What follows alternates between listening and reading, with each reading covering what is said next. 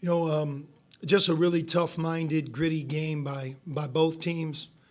Certainly Villanova could have won the game. I'm glad we did. We've been in a number of games this year, as everybody in this room recognizes. And in games like this, at times we've pulled up short. We've been on the wrong end of the final score. And really that's what this is about, being able to win. But I do think the quality of play, our level of play, is better than the record that we have. And it's up to me and our staff and our team to continue to work to make our level of play even better. And with that, eventually the wins will follow. That is a fact. What we have to be careful of is when you lose and go through tough stretches, you can lose your confidence, your will, and at times that level of play that was there, that had you right in the game to win it, it starts to depart, and now you're playing a different brand of basketball. You're not at the same level, and things can really go south. I credit our group really the last week and a half to be tough-minded, to keep working, to increase our level of play, and to fight and be in a game like this and be able to win it. The DePaul game gave us some confidence. Tonight it gives you some confidence, and now we're ready to go through a very difficult stretch. It's what the Big East is about. You know, we're at Marquette and at St. John's. Then I think we got UConn at home, at Creighton. And then from there, just, you know, I don't know if it matters to go beyond that. Those are 4 tough games. But I think for us, we can't look at it like, oh, my God, it's what we've just did. It's how much better can we get these next 3 days? What can we learn from our game here tonight? Can we continue to keep our level of play increasing? And we're healthy right now, knock on wood. And you know, let's go to a road game, next game at Marquette, and be the very best version of who we are in that game, and then see where that takes us. Because when you play at the level that we're capable of, you know, we've proven we can play against the best teams in this country. The game of winning and losing, that's a different story. And tonight we finally broke through. Proud of our guys, really. There were some ugly moments in the game. I didn't think the first half was great. I worried about our confidence at halftime. But it was our defense. It was Ryan Conwell rising to new heights, and it was our team just staying with it all the way to the end. I also want to say this: there's no doubt in my mind that if our students weren't here, that we would not have won. We would not have had enough energy in the building without them to win the game. A big reason we won the game is because of our students. I mean, they showed up in full force. It feels like, God, 2 months since they've been here. We missed them.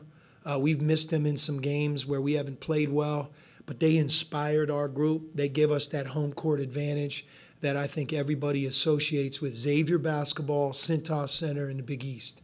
And we are very, very grateful to have them back in the spring semester, and I want to thank them for making a big difference in tonight's game. Coach Ryan talked about kind of getting over his shooting slump over the last 2.5, 3 games. The second half of DePaul was kind of a nice bounce back for him. Just what can you say about his performance in the second half that he had to carry you guys, especially coming in cold with foul trouble off the bench? That's what makes his performance, I think, extra special. You know, he not only did it in the most meaningful part of the game. I think he finished with 13 straight points. You know, you have 34 for the game, but he had to overcome foul trouble. He had to overcome actually a couple shots in the first half. He can't get better looks than the ones he missed. And, you know, that can really weigh on you. That can weigh on your confidence. But, man, he really knocked them down when we needed them. And he played like an all Big East performer here tonight. He was the best player on the court. On that note of missing open looks, in the first half, after you made your first 5 field goal attempts, kind of hit a cold streak and Villanova took advantage, did you think it was a case of just missing some open looks that you got, or something Villanova's defense did to kind of slow you down? You know, they bounced back and forth between zone and man more against us than they normally do. I don't blame them for doing it because we weren't making shots, so it's like, let's stick with it until it changes. But I do think as the game wore down, you know, some of the open looks that Ryan got, they might have been between defenses. In transition, it's hard to play a matchup zone. I thought the game got fast off of a couple stops. And as we shared the ball, we created good opportunities. But look, our defense, we haven't talked a lot about defense the last couple of years. We've been on a quest to improve it. But tonight, a big reason we won is I thought we did a good job on Dixon. I thought we did a good job of getting key stops and being difficult to score on. And that doesn't mean that Villanova didn't miss a couple quality shots. I also think they hit a couple tough ones. But we didn't just roll over and allow Dixon to destroy us. He was 6 for 16. He averages 25 points. He had 18, which is a good night. But for him, that's not up to what he's been doing. So I credit our guys for really, really on that side of the ball, giving a lot of great effort. Sean, what about the start of the second half? How important was that just to get back into the rhythm of the game and give yourself a chance? Yeah, the first 4 minutes of the second half changed things because we limped into halftime. I mean, we didn't have a lot of, I don't want to say a lot of energy because that's like signifies effort. That's not the case. But look, when you keep missing shots and, you're in a Big East game and you see that lead going the other way, it can really take your spirit. And I think we were soul-searching a little bit at halftime. But we came out. I thought Ryan got fouled on the first play of the second half for 3, and then we got going. We were better in the second half, and which sometimes that's what you have to do. And when you're at home and you have the crowd that we had here tonight, you had the students like we had, you can feed off of that, and you can be difficult to beat down that home stretch. Let me say this. When we go on the road, that's how it feels. So it's great to have that here. Sean, you talked about... I can hear you.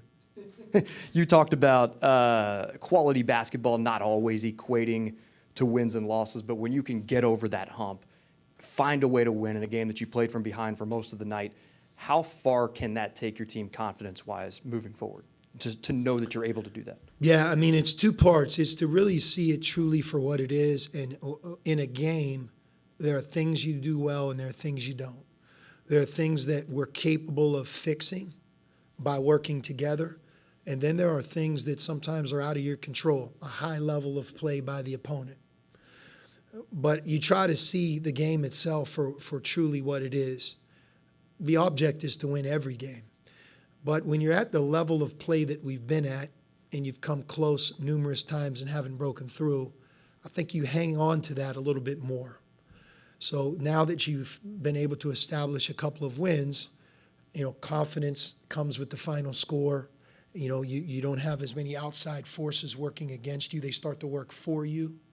And then you can, start to look at yourself as playing well and move on into that next game, maybe with bigger confidence. But at the end of the day, we still have to stay on this same track. And that is, tonight we did some good things. We did some things that we have to grow and learn from. And we have to just constantly improve just because we have so much basketball left in front of us. One last question.